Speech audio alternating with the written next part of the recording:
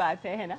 ये लोक गायन, लोक परंपराएं हमारी संस्कृति के एक बहुत समृद्ध आयाम को प्रस्तुत करती है। जो भी प्रस्तुति आपने देखी, ये मध्य प्रदेश के मालवांचल का कबीर गायन था जो यहाँ प्रस्तुत किया जा रहा था, और ये कलाकार वहाँ से आए हैं खास इसे हम सब तक पहुँचाने के लिए।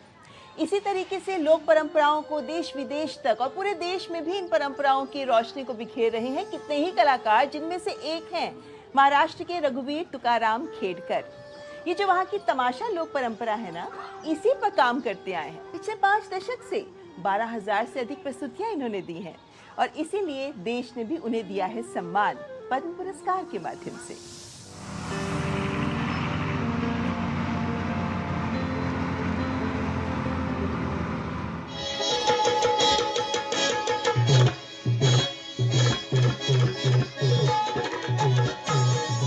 महाराष्ट्र की लोक संस्कृति में तमाशा केवल एक कला नहीं बल्कि जनजीवन की धड़कन है, जहां गीतों में समाज की आवाज गूंजती है।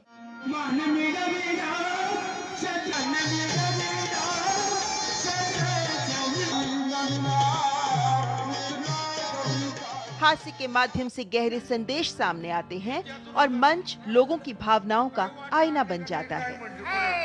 क्यों मेरे बेटे, तू यहाँ पे किस लिए आया है? विचारून येतो याचा अर्थ मी तुला सांगतो ना, ती काय म्हणली, हे माझ्या प्राणसख्या तू इथं कशासाठी आला?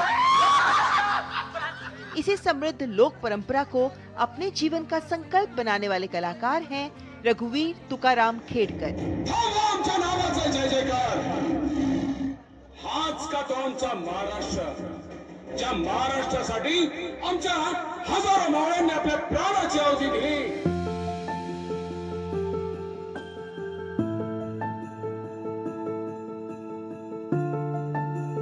रत्नागिरी जिले के खेड़ में जन्मे रघुवीर तुकाराम खेडकर ने छोटी उम्र में ही कई संघर्षों का सामना किया। जब वे मात्र 3 वर्ष के थे तभी उनके पिता तुकाराम खेडकर का निधन हो गया।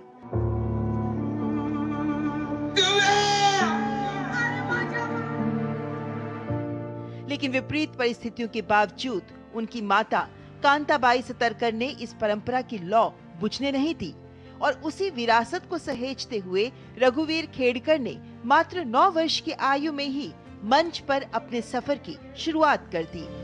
9 साल का था, उस दिन से मैं ये रंगमंच पे खड़ा हो गया। मेरे नाम पे तमाशा निकला था, मैं स्टेज पे खड़ा हो गया और स्टेज पे काम करने लगा छोटे बच्चों का, और उस दिन से मेरा ये सिलसिला चालू हो गया। तो आज तक मैं ये काम करते आ रहा हूँ, और पब्लिक ने मुझे इतना रिस्पांस दिया। तमाशा का जो प्रोग्राम रहता है वो देखने को अभी महिलाओं की भी बहुत गर्दी हो रही है, महिला तमाशे की तरफ बढ़ रही है, और न्यू जनरेशन भी तमाशे की तरफ बढ़ रहा है, और तमाशा अभी सेटल हो रहा है। पिछले 5 दशकों से अधिक समय में रघुवीर खेडकर ने 12,000 से अधिक प्रस्तुतियों के माध्यम से तमाशा कला को गांव-गांव और शहर-शहर तक पहुंचाया। वे एक बहुमुखी कलाकार हैं जो एक ही मंच पर गायक, अभिनेता, हास्य कलाकार, नायक और खलनायक जैसे कई भूमिकाएं निभाते रहे हैं।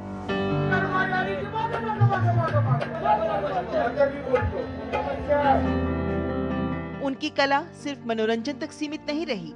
उन्होंने तमाशा के माध्यम से नशा मुक्ति, स्वच्छता, दहेज प्रथा, परिवार नियोजन, भ्रष्टाचार और सामाजिक कुरीतियों के खिलाफ जागरूकता भी फैलाई।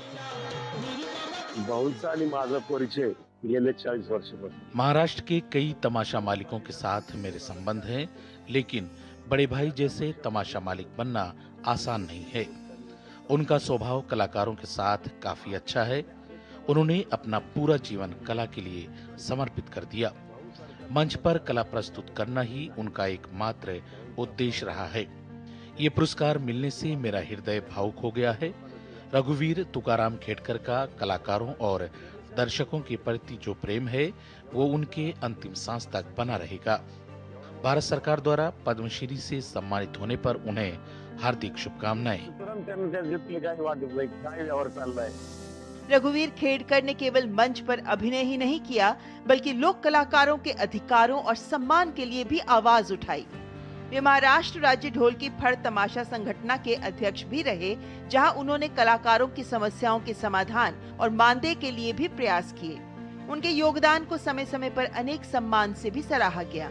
रघुवीर तुकाराम खेड़कर की यात्रा एक कलाकार की सफलता ही नहीं, उस समर्पण की भी मिसाल है, जिसने लोक कला को जीवित रखा और आने वाली पीढ़ियों तक उसकी गूंज पहुंचाई।